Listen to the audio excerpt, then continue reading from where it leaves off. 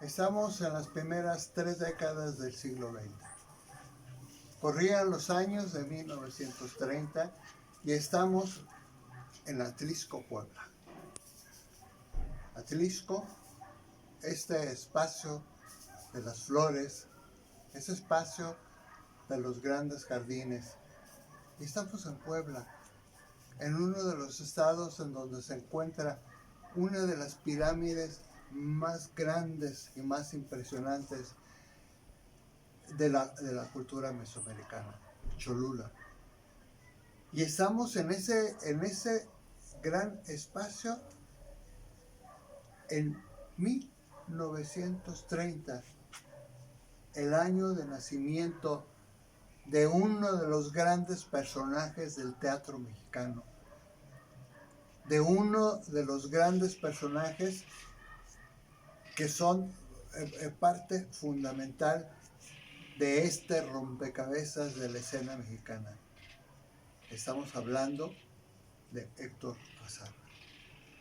Héctor Azar, quien con su propuesta teatral, con su propuesta de esa otra escena, de ese otro espacio, ya no la escena italiana, sino la escena isabelina. Y junto con la escena isabelina nos vamos a encontrar con otra gran propuesta, con otra gran circunstancia del mundo. Nos estamos encontrando nada más y nada menos que con la comedia del arte.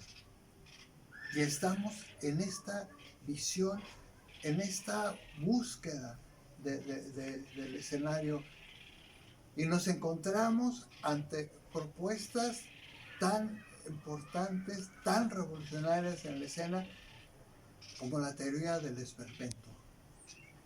La teoría del esperpento que llevó a cabo y realizó uno de los españoles de la generación del 98, Ramón María del Valle Inclán.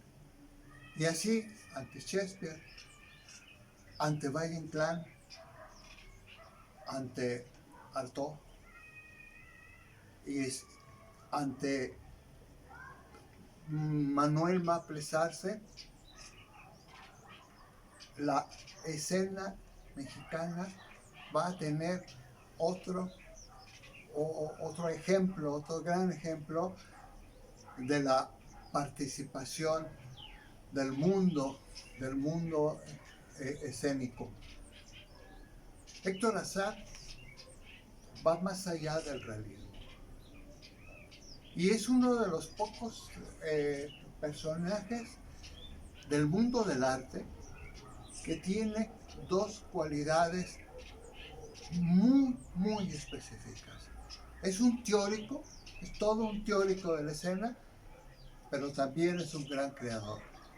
Y ahí tenemos sus libros, como es el Sompleticón y como son las tesis sobre su escuela, una escuela, el Centro de Arte Dramático, el CADAT, que fundó para la enseñanza de la actuación, que iba más allá de la visión del realismo, de la visión pragmática, de la visión del positivismo teórico filosófico que va a plantear Stanislavski, Sekizano y toda esta otra corriente del teatro a nivel internacional, pero también del teatro mexicano.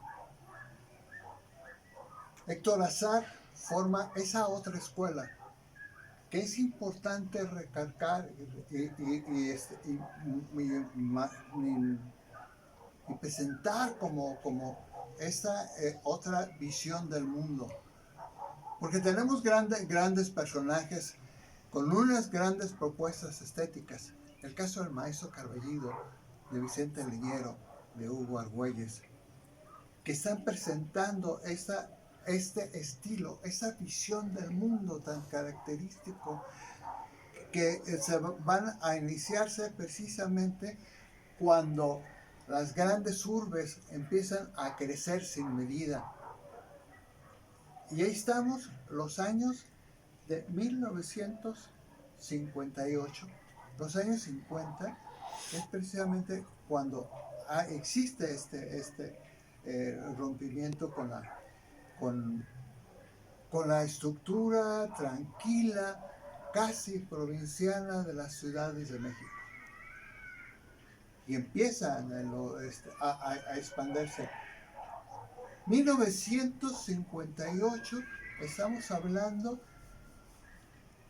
de su llegada, su entrada como becario al Centro Mexicano de Escritores. Y ahí comparte con otros personajes de estos tiempos, el caso concreto de Carlos Fuentes. Ya me imagino ver a Carlos Fuentes y a Héctor Azar discutiendo sobre la problemática de la cultura nacional. Ya me imagino el uno hablando de la gran Tenochtitlán, del gran templo mayor, y el otro hablando de Cholula, hablando de esa gran pirámide, en donde ahí nos encontramos en ese espacio, Cholula, todo ese sentido del mestizaje. Por un lado, los cimientos mesoamericanos, que son precisamente ese templo, ese gran templo mesoamericano, y sobre como parte de la conquista, ese templo, esa pequeña capilla cristiana, ahí católica, ahí ese decir, estos somos. Aquí se dio un mestizaje. Y aquí se dio un mestizaje en donde la cultura más grande que existente es precisamente a partir del arte culinario. Y nos encontramos con la comida de las monjas. Y nos encontramos con los chiles en nogada, por supuesto. Y nos encontramos con esa granada esplendorosa, con ese colorido, con ese rojo intenso. Y nos encontramos con Apasionata, esa gran obra escrita precisamente durante los años de su estancia en el Centro Mexicano de Escritores. Ya me imagino al maestro Azar en ese espacio, porque a los años nos vamos a topar con que él era uno de los asesores de los becarios de aquel entonces, de los jóvenes, aún más jóvenes que él, que estaban ahí presentes. El caso de Ricardo Pérez Cuit, y el caso de Miguel Ángel Tenorio, y el mío propio. Y ahí estábamos, recibiendo sus grandes experiencias, con su visión muy clara y muy precisa de lo que era la escena en esa otra vertiente del mundo. El Centro Mexicano de Escritores, donde se encontraron, además de Carlos Fuentes, Juan Rulfo, y muchos otros que estuvimos ahí en ese espacio. Luego, el Centro Mexicano dejó de existir por razones económicas.